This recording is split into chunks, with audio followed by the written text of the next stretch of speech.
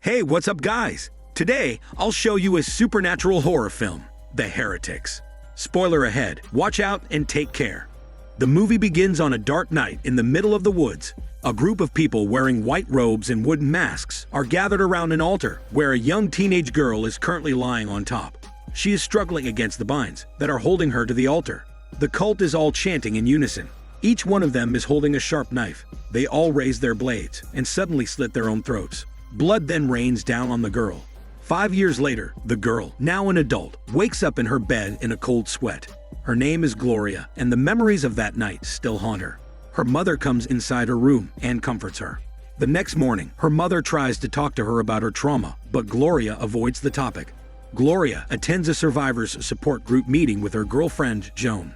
A woman who escaped an abusive marriage recounts her story in tears. She shares that she's having trouble with forgiveness and moving on. Joan pipes up that there's no forgiveness for people who hurt other people like that. She herself had been the victim of her father's abuse. She suggests that the only recourse is revenge. Joan gets kicked out of the meeting for encouraging negativity in the group. Later on, while serving lunch in the women's shelter, Joan tells Gloria that she will no longer attend meetings there, since they're not a good fit for her beliefs. A male member of the shelter staff interrupts them and surprises Gloria by touching her shoulder. Ever since her traumatic kidnapping, she finds it hard to be touched by people. Gloria recoils and drops the bowl of stew she was holding. When the man tries to touch her shoulder again to ask her if she's all right, Joan steps in and tells him to go away. That night, while in bed, Joan asks Gloria if she could go back in time and stop her kidnapping. Would she choose to do so, even if it means she and Joan would never have met? Gloria replies that she would choose to take a different street that night and avoid a traumatic experience. But she thinks that she and Joan would have found each nevertheless. Joan determinedly says that she would endure every physical blow from her father again, if it means that she will meet Gloria. Gloria softly whispers that they will always find each other. Joan hops out of bed and retrieves a small jewelry box from her drawer. She opens it and shows her girlfriend a necklace she's giving her as a gift. But this is not her anniversary gift yet.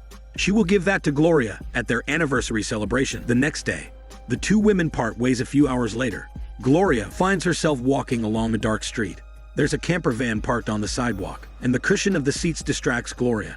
A man suddenly appears and kidnaps Gloria. The next morning, Gloria wakes up, chained to the floor of the man's camper van. He's driving her somewhere.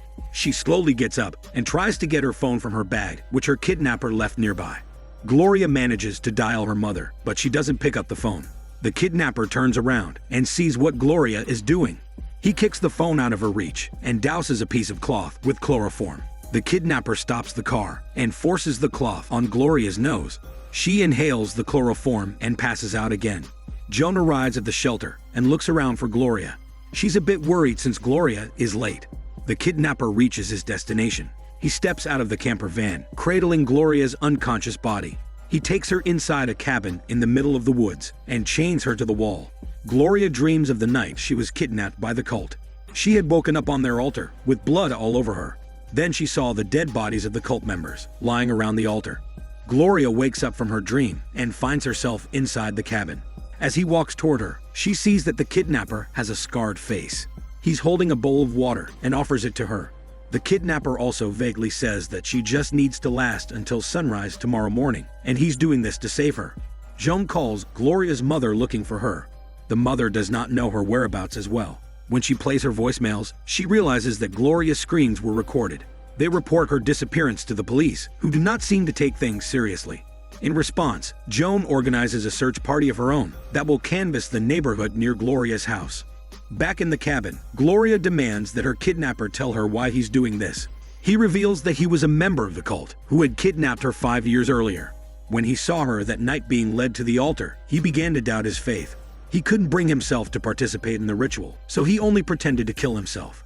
Joan learns from Gloria's mother that the police have found the necklace that she gave Gloria on the street. Meanwhile, the kidnapper gets a vision that Gloria's leaning in close to kiss him. The vision disappears, and he realizes that Gloria is choking on blood. He forces her mouth to open so she can breathe.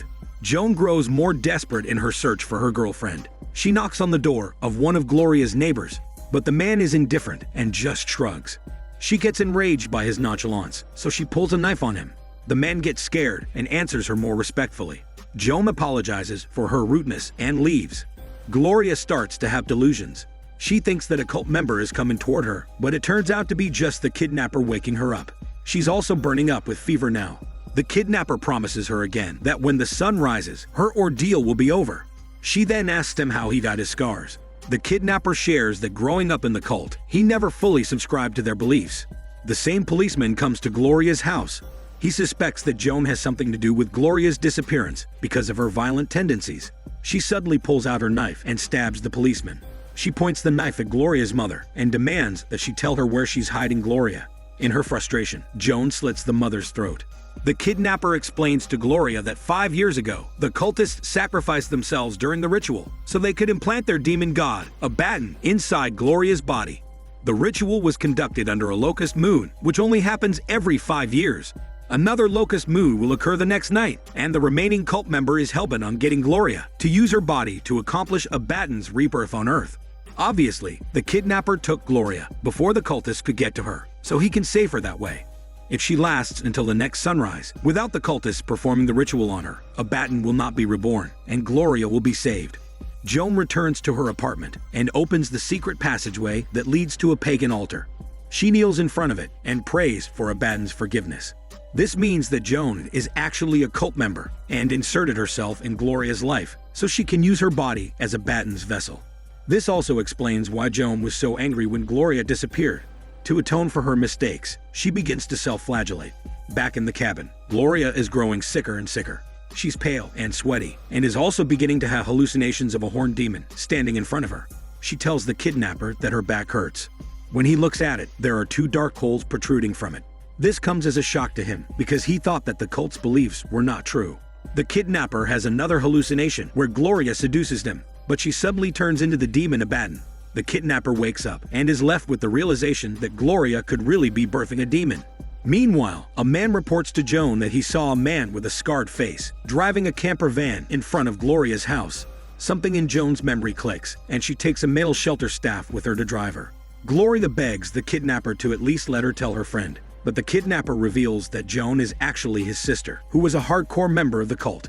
She was the chosen one to stay alive and conduct the ritual that would bring forth Abaddon.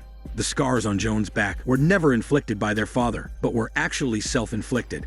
Gloria weakly stands up. The same horned demon chases her through the house. She escapes through a window and stumbles into the kidnapper. At this point, Gloria's eyes are now blue and her hair is falling off. There's also a pair of black wings sprouting from her back. She accepts with horror that she's turning into the demon Abaddon. Meanwhile, Joan finds out the man with the scarred face was her estranged brother. She also knows that he possibly took Gloria to their family cabin, so she ordered the staff to take her there. They arrive and confirm that Gloria is there. When he isn't looking, Gloria stabs the male staff. Gloria's transformation is nearing its completion. The kidnapper decides that he should just kill her to end her pain. So he points his shotgun at her, but can't bring himself to pull the trigger. He lowers his gun. A second later, Gloria says in a demonic voice that when Abaddon rises, he will take the kidnapper's soul first. A flashback reveals that it was Joan who scarred the kidnapper's face with fire as punishment for his doubtful thoughts. The kidnapper goes out to investigate the noise he heard. It turns out to be Joan. She knocks her brother unconscious. Joan then shows herself to Gloria. She taunts her transformation and even mocks her by showing her the knife blade she was going to give her as an anniversary gift. Gloria screams at her face that she hates her. The kidnapper wakes up in a locked room in the cabin. He can see Gloria and Joan through the slats. Joan tells her brother that he should beg for his soul now because Abaddon is coming. Joan puts on the white robe and begins chanting. The spirits of all the dead cult members appear behind her and join in the chanting. Suddenly, the kidnapper breaks out of the locked room through the window. He takes an axe and tries to break open the door, but Abaddon subjects him to another hallucination. This time, he's in the middle of a field, and Gloria is in front of him, wearing the dress she was wearing 5 years ago. She urges him to repent so he can be saved, but the kidnapper perseveres and escapes the hallucination by whacking Gloria with the axe. The truth is that the one he had hit was actually Joan. He grabs the gun, but Abaddon tricks him again, and he realizes that he had turned the barrel toward his own head. He drops the gun and grabs a shovel. Abaddon appears in front of Gloria. The kidnapper takes the shovel and kills Joan with it. He takes the weak Gloria and carries her out of the cabin so she can see the sunrise. It appears that he has saved the girl, but she turns and looks at him with so much hate, as she says that she promised she will take his soul first and he will burn for eternity. It turns out Joan did succeed, and a baton has been reborn. The movie ends with a baton's wings sprouting from her back and her scream piercing the sky. This is Daniel CC Movie Channel. Stay safe and enjoy your day.